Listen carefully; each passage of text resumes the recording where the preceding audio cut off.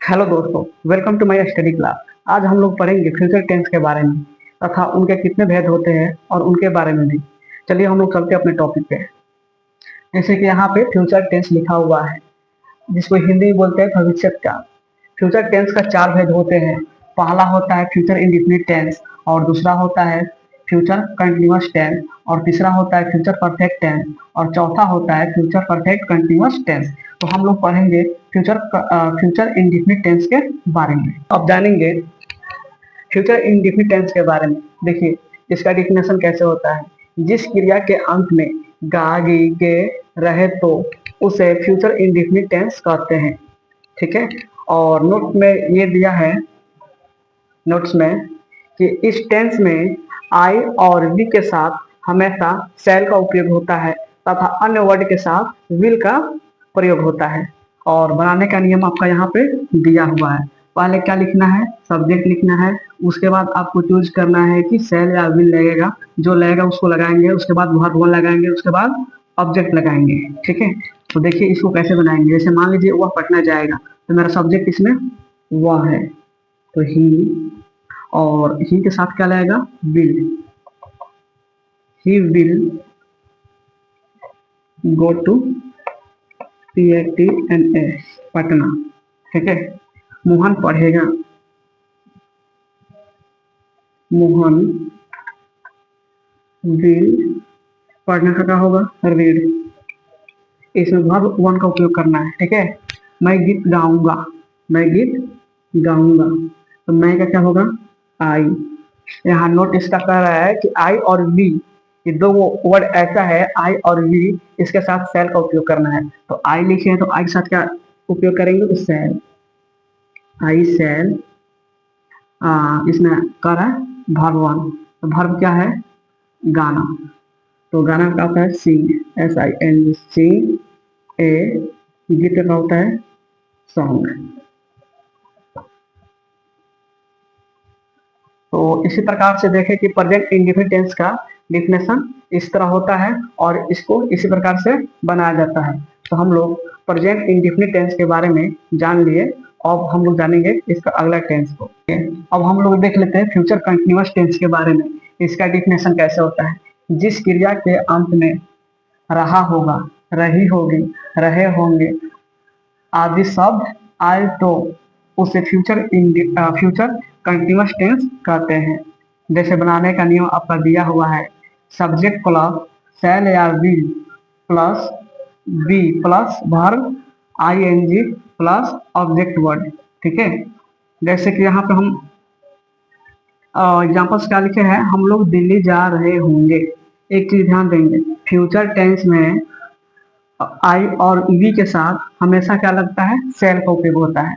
चाहे कोई भी टेंस हो, जैसे परफेक्ट, फ्यूचर परफेक्ट हो, या फ्यूचर इंडेफिनिट हो, या फ्यूचर कंटिन्यूअस हो, आई और वी के साथ हमेशा सेल का उपयोग होता है। तो देखिए इसमें कैसे बनाएंगे। सबसे पहले हम लोग का इंग्लिश का हो गया वी, तो वी के साथ क्या लगाना है, सेल। We cell. उसके बाद क्या रहा है, बी, वी सेल बी। उसके बाद वर्ब क्या हो रहा है, जाने का।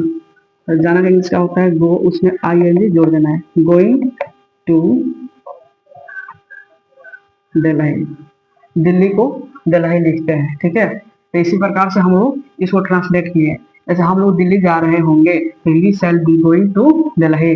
जैसे यहाँ पर दिया है सीता खेल रही होगी, तो सीता, और सीता का साथ विल लगाएंगे, सीता विल बी। खेलना का होता है PLY, प्ले माना का होता है खेलना, भर में ING जोड़ देना है। तो Sita will be playing, Sita खेल रही होंगी। तो इसी प्रकार से हम लोग फ्यूचर कंटिन्यूअस टेंस के भी बारे में जान लिए और पढ़ लिए। चलिए अब हम लोग पढ़ लेते हैं फ्यूचर परफेक्ट टेंस के बारे में। फ्यूचर परफेक्ट टेंस किसे कहते हैं, तो इसका डिफिनेशन है, जिस क्रिया के अंत में चुकेगा, चुकेगी, चुकेंगे, चुका होगा, चुकी होंगे इत्यादि शब्द आए तो उसे फ्यूचर परफेक्ट टेंस कहते हैं। जैसे बनाने का नियम आपका दिया हुआ है, सब्जेक्ट प्लस शैल या will plus have plus verb three plus object. यानी इसमें वर्ब का तीसरा रूप लिखना है। देखिए सेंटेंस को कैसे बनाते हैं। जैसे कि यहाँ पर कह रहा है मैं खेल चुके होंगे, मैं खेल चुके होंगे। तो मैं का यहाँ पर क्या हो गया, आई। तो आई के साथ क्या चीज का उपयोग करना है, तो शैल, आई शैल हैव। इसमें वर्ब का कर रहा है खेलने का। तो खेलना का क्या होता है, प्ले, PLAY।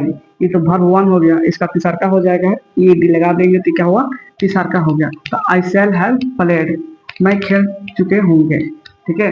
और दूसरा सेंटेंस है सीता बाजार जा चुकी होंगी। तो इसका हो जाएगा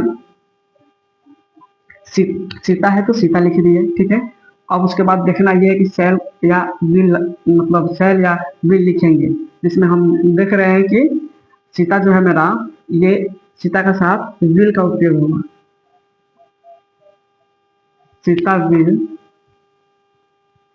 इसमें क्रिया क्या हो रहा है, जाने का। तो इसमें गो का तीसरा होगा गॉन, ठीक है।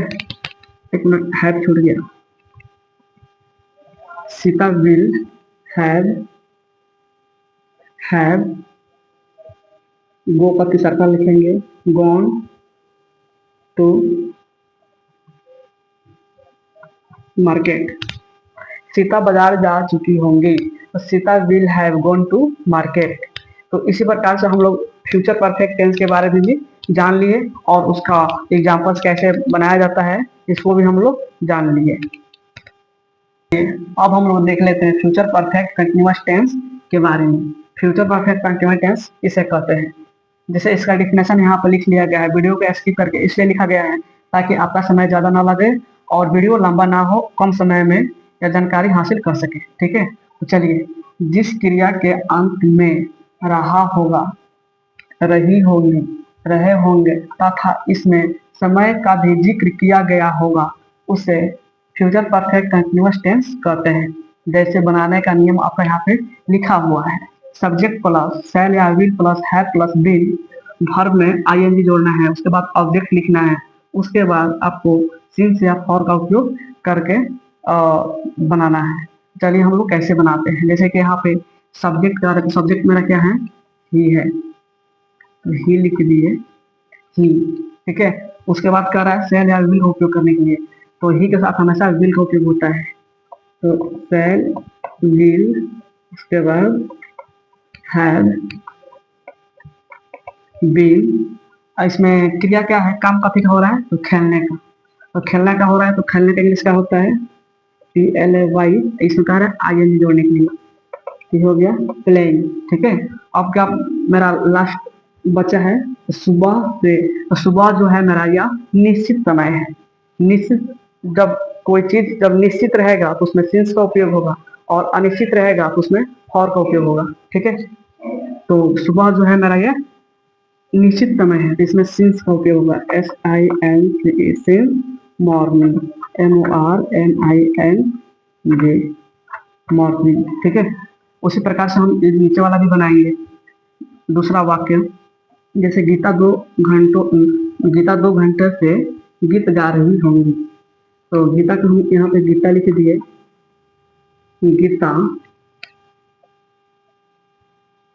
गीता विल हैव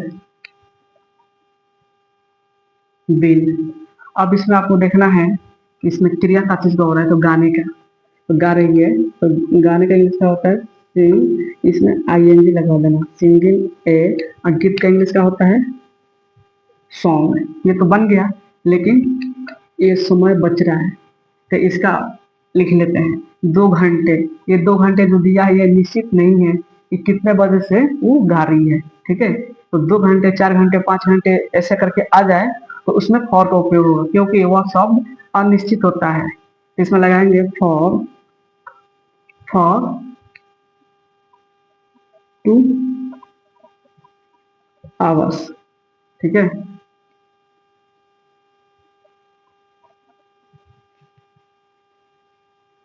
तो इसको हम कैसे बनाए, Sita will have been singing a song for 2 hours. क्योंकि मेरा ये 2 घंटे जो दिया है ये अनिश्चित समय का है, इसलिए इसमें फॉर लग गया।